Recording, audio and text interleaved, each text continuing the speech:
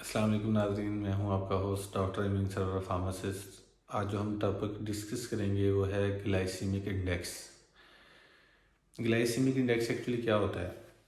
Glycaemic index basically एक rating system है different foods के लिए, जो कि ये हमें बताता है इसमें एक चीज़ ध्यान में रख लें कि वो फूड्स जो कार्बोहाइड्रेट्स कंटेन करती हैं, ठीक है। ये एक रेटिंग सिस्टम है उनके लिए कि वो कितना क्विकली जाके आपकी बॉडी के अंदर जाके आपके ब्लड शुगर लेवल को अफेक्ट करती हैं, ठीक है। तो उनकी रेटिंग की गई है अप टू डाउन के मॉनिटर करने के लिए, इसको चेक करने के लिए उनको रेटिंग मतलब कि दे दी गई है। उनको मेजर करने के लिए एक पैमाना कर लिया गया है। उस रेटिंग सिस्टम को हम ग्लाइसेमिक इंडेक्स बोलते हैं।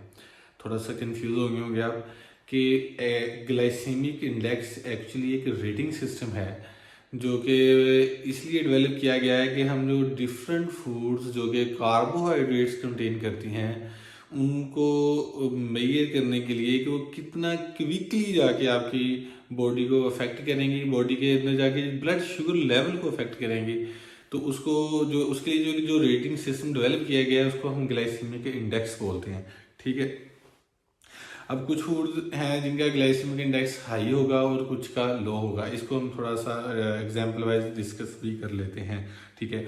अगर कोई फूड जो कार्बोहाइड्रेट कंटेन कर रही है वो आपकी बॉडी उसको क्विकली ब्रेक डाउन कर दे, ठीक है, कार्बोहाइड्रेट्स को आप बॉडी क्विकली ब्रेक डाउन कर दे, तो जाहिर सी बात है वो जाके आपका क्विकली बॉडी शुगर लेवल पे भी अफेक्ट करेगी, ठीक है। तो ऐसी फूड का जो ग्लाइसेमिक इंडेक्स है वो हाई होगा, ठीक है।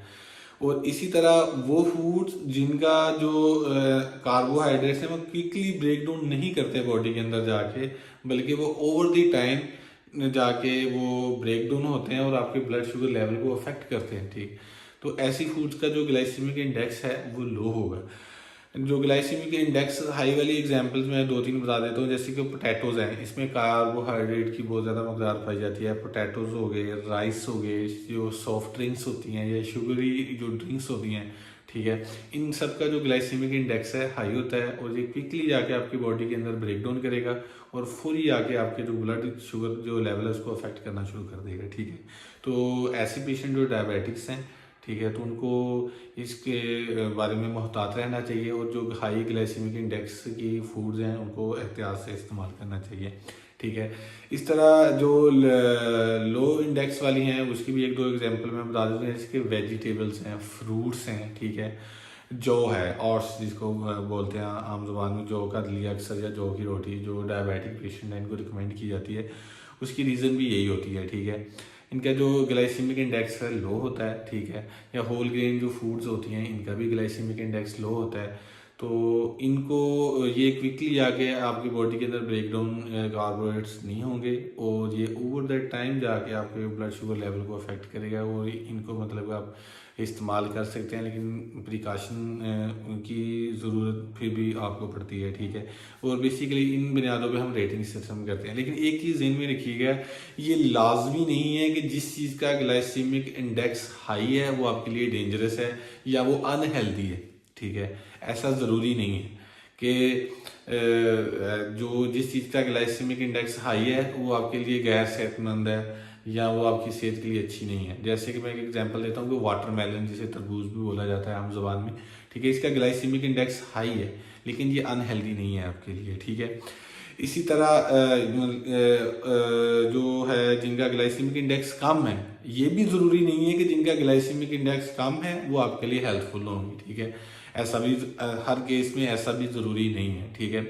विद मतलब कि जैसे कि आप कह लें कि ये जो होती हैं चॉकलेट केक्स वगैरह होते हैं इनका जो ग्लाइसेमिक इंडेक्स होता है वो कम होता है, ठीक है, लेकिन ये अनहेल्दी है आपके लिए, ये आपके लिए फर्दर कॉम्प्लिकेशन कॉज कर सकता है। समझाने का मकसद ये था कि ग्लाइसेमिक इंडेक्स नॉर्मली आमतौर पर ग्लाइसेमिक इंडेक्स अगर किसी चीज़ का हाई है तो वो आपके ब्लड शुगर लेवल को फौरी इफेक्ट करेगा जाके, और अगर किसी चीज़ का ग्लाइसेमिक इंडेक्स कम है तो वो ओवर द टाइम आपके जाके ब्लड शुगर को लेवल को अफेक्ट करेगा।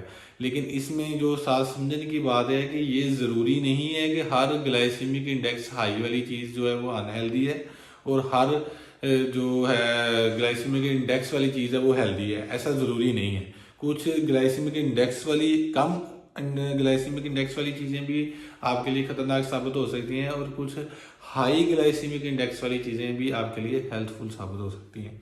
तो ये एक छोटा सा टॉपिक था ग्लाइसेमिक इंडेक्स के बारे में। एक्चुअली ये मैंने आपको थोड़ा सा इसको बताया इसलिए कि आगे जाके हम different vegetables, different fruits, different dry fruits के बारे में डिस्कस करेंगे, उनके बेनिफिट्स के बारे में मैं आपको बताऊंगा।